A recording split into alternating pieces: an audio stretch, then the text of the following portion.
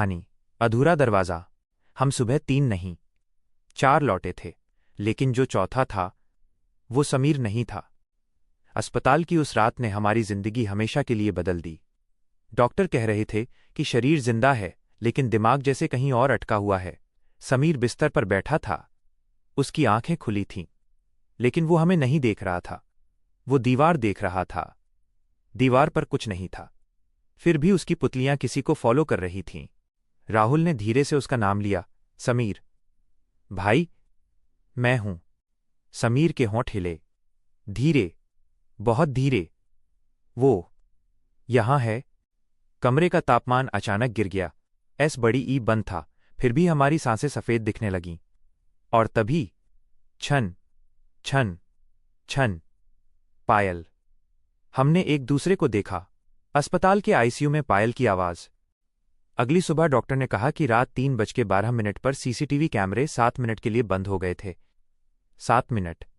उसी समय नर्स ने समीर के कमरे से एक औरत की हंसी सुनी थी, लेकिन अंदर कोई नहीं था।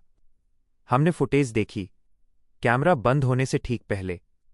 समीर का सिर धीरे धीरे दरवाजे की तरफ मुड़ा, जैसे कोई उसे बुला रहा हो। और फिर वो मुस्कुराया, लेकिन वो समीर की मुस्कान नहीं थी। अजय ने उस रात महल से वो डायरी उठा ली थी। हम डर गए थे, लेकिन सच जानना जरूरी था। डायरी के आखिरी पन्ने पर लिखा था, तारांकन जिसने मेरी आग को देखा, वो मेरी सांस बन जाएगा। उसके भीतर मैं रहूंगी, और जब चांद पूरा होगा, दरवाजा फिर खुलेगा। आज अमावस्या थी, और 3 दिन बाद पूर्णिमा। अगले 3 दिनों में समीर बदल रहा था। उसकी आवाज भारी हो गई। वो रात 3:12 पर उठकर बैठ जाता। उसकी उंगलियों के नाखून काले पड़ रहे थे, और उसके पैरों में खरोंचों के निशान थे, जैसे पायल घिस रही हो। एक रात राहुल वहीं रुका। रात 3:12। अचानक समीर सीधा बैठ गया। उसने बिना पलक झपकाए राहुल की तरफ देखा और बोला, तुमने मुझे जिंदा जला दिया था। राहुल का खून जम गया। क्या बकवास है।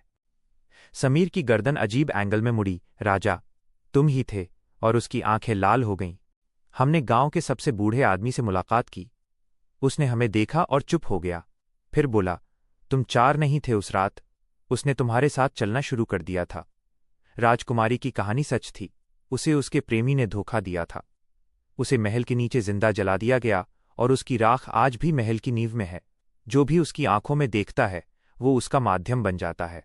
और समीर ने आईने में उसे देखा था। सबसे पहले हमने फैसला किया कि महल वापस जाना होगा। समीर को साथ ले जाना होगा, क्योंकि अगर डायरी सही थी, तो दरवाजा पूर्णिमा की रात खुलेगा। रात 11:59। हम फिर उसी जगह खड़े थे, लेकिन इस बार महल टूटा नहीं था। वो जैसे नया लग रहा था। दीवारें साफ झूमर चमक रहे थे, और दरवाजा खुद खुल गया। अंदर जो देखा, महल अब वीरान नहीं था। अंदर लोग थे, राजा, सैनिक, दासियां, सब जैसे जिंदा, लेकिन उनके चेहरे जले हुए थे, आंखें खाली। और बीच में वो राजकुमारी, लंबे बाल, सफेद चेहरा, आधी त्वचा जली हुई। वो सीधे समीर की तरफ आई और उसके माथे को छुआ। समीर चीखा। उसका शरीर हवा में उठा, इस बार तेजी से, और उसके सीने से काली धुंध निकलने लगी। धुंध राजकुमारी में समा रही थी। वो ताकतवर हो रही थी। उसकी आंखें अब पूरी लाल थीं। अजय ने डायरी खोली। आखिरी लाइन के नीचे एक और वाक्य उभर आया, तारांकन, अगर मेरा नाम सच्चे दिल से लिया जाए, तो मैं मुक्त हो जाऊंगी। नाम, लेकिन उसका असली नाम क्या था? अचानक समीर, या जो उसके अंदर था, बोला, आर्या।